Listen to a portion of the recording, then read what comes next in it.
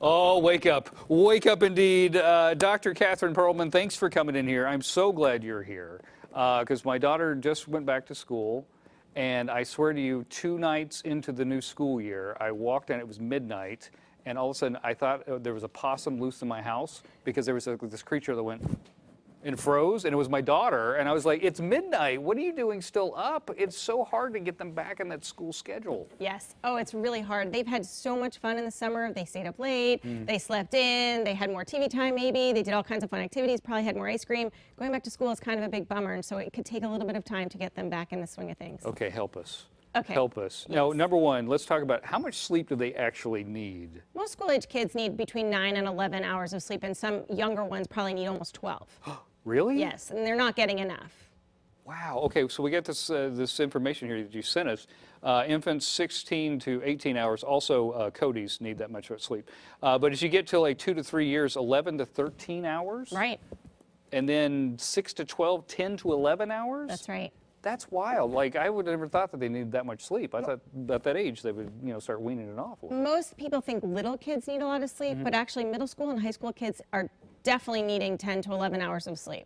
Wow. Okay, that's incredible. All right, so how do we get them back on the routine of getting that much sleep? So first thing we do is we eliminate electronics at least an hour before bedtime. We have quiet time, we read, we tell stories, we spend, lower the lights. No charging electronics in the room at all. And kids will fight hard on this, but I need my alarm clock because when you go to bed, they're up on their phones or iPads or whatever else is charging, and nothing good is happening at 3 in the morning on their phone. That's true. Yes. That's a good point. I go by and I'm like, are you in the thing again? Put it away. Put it away. What else can you tell us? So also be very firm on bedtime. So kids will push the limits. We say 8, next thing you know it's 8:30 and we're still running around trying to get them in bed. Decide on the bedtime, plan an hour out, and be really firm about it. And then when they come up with all the whining and excuses, you really need to ignore all of that.